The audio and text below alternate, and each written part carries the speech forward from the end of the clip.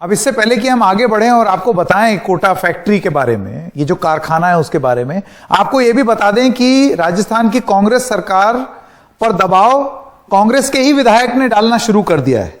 भरत सिंह कुंदनपुर हैं, उन्होंने कोटा के जो जिला कलेक्टर हैं उनको एक चिट्ठी लिख दी है। जरा इस चिट्ठी को देखिए, क्या कहती है ये चिट्ठी।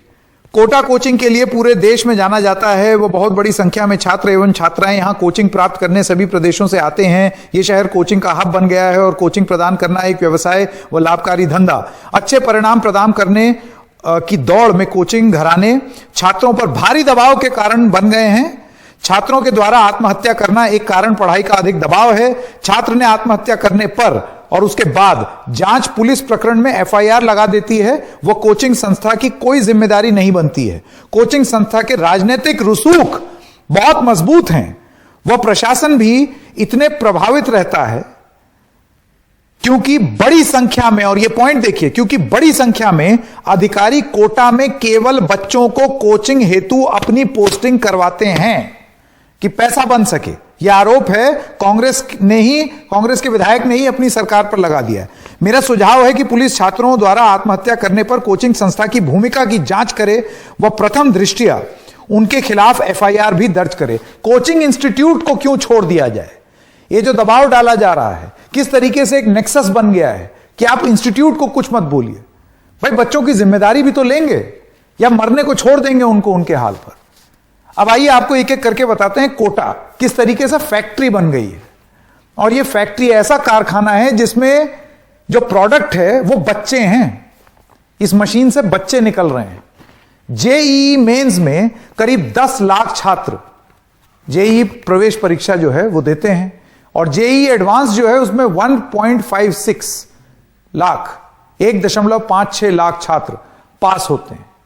अब पास हुए कुल छात्र 40,172 थे, जो लेटेस्ट आंकड़े हैं उनके हिसाब से। यानी कि जितने बच्चे परीक्षा देते हैं उसमें सक्सेस रेट 4% सक्सेस रेट सिर्फ। दबाव सोचिए। और ये छोटे छोटे बच्चे हैं, ये अभी प्री टीन्स में हैं, अपने टीनेज में हैं, बहुत यंग एज में इनको वहां भेज दिया जाता है। आईआईटी की सीटें सिर्फ 16,000 हैं, यानी कि उसमें से भी 1.6% बच्चे क्लियर करते हैं आईआईटी। दबाव सोचिए उस बच्चे पर। और कितने सारे ऐसे बच्चे होंगे गरीब घर से आते होंगे। वो उनको ये मजबूरी मालूम होगी, मेरे मां बाप जो है वो किसी तरीके से कोई खेत बेच रहा है, कोई गाड़ी बेच रहा है और मुझे यहां पर पढ़ा रहा है। और फिर अगर मन नहीं लग रहा होगा, ना घर में बता सकते हैं ना इधर बता सकते हैं। नीट प्रवेश परीक्षा की अगर बात करें 2022 में कुल 17,64,571 छात्र बैठे और कुल एमबीबीएस सीट कितनी है इस 17.5 लाख में? 5%। टोटल लोग जितने बैठते हैं उसकी 5% ही सीट है। सरकारी कॉलेज में एमबीबीएस सीट कितनी है? 2.7%। प्रेशर का अंदाजा लगाइए जरा। अब कोटा के जो कोचिंग कारखाने हैं उसका आपको एक ब्यौरा दे दूं। करीब 3800 करोड़ का बाजार है ये। 2 लाख लोगों को इससे रोजगार मिलता है। 3500 हॉस्टल चलते हैं, 3500 और 22,000 पीजी सेंटर। और इस पर कोई नियंत्रण नहीं है क्योंकि क्या है, मैंने घर बनाया, ऊपर का एक बरसाती जो है वो पीजी की तरह दे दिया। एक छात्र की 1.5 लाख से 5 लाख रुपए सालाना फीस। अब आप सोचिए ये जो फीस दे रहे हैं, कुछ तो जो समृद्ध हैं वो दे जाएंगे, वो तो बढ़िया होटल भी अफोर्ड कर सकते हैं, अच्छा हॉस्टल भी अफोर्ड कर सकते हैं। लेकिन जो बच्चे ठांस ठांस के एक पीजी में रुके हुए हैं, उनकी मनोस्थिति कैसी हो गई होगी और क्या हो रहा है उनके साथ, इसके बारे में कौन सोचेगा? हर्षा कुमारी सिंह के पास मैं जाना चाहता हूं, जिन्होंने ये आज स्टोरी भी कवर की। और हर्षा, आपने जब भी इस तरीके का कोई प्रकरण कोटा में हुआ है, बहुत बारीकी से आपने इसको कवर किया है। प्रशासन की तरफ से क्या बोला जाता है उसको भी आपने जाना परखा। लेकिन ये जो चिट्ठी आ गई कांग्रेस के ही विधायक की, ये तो पोल खोल के रख देती है कि किस तरीके का धंधा है कोटा। जी बिल्कुल, जैसे आपने कहा है कि पूरी इंडस्ट्री है यहाँ पर कोचिंग की और बहुत बड़ा धंधा है ये। हम इसको काफ़ी सालों से कवर करते आए हैं। और हमने इसको थोड़े से बदलते हुए भी देखा है। जो कोचिंग इंस्टीट्यूट्स हैं, थोड़ा सा बदलाव आया है उनके, अब ऑल टाइम साइकोलॉजिस्ट रहता है, पूरे टाइम मोटिवेशनल लेक्चर्स होते हैं और एक मेंटर भी रहता है।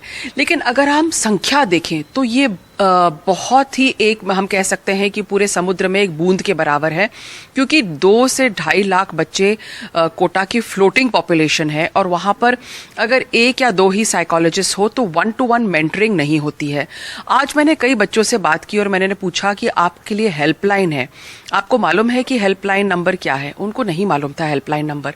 और ज़्यादातर जो हेल्पलाइन पे कॉल आते हैं वो इस तरह के कॉल आते हैं कि वो यहाँ छोड़ना चाहते हैं, उनकी फीस का रिफंड हो, जिसमें प्रशासन उनकी मदद करता है। दूसरी बात यह है कि एक बच्चे ने मेरे को बताया, ऑन कैमरा नहीं बोला, लेकिन उसने मेरे को बताया कि हमको एटीएम की तरह ट्रीट किया जाता है।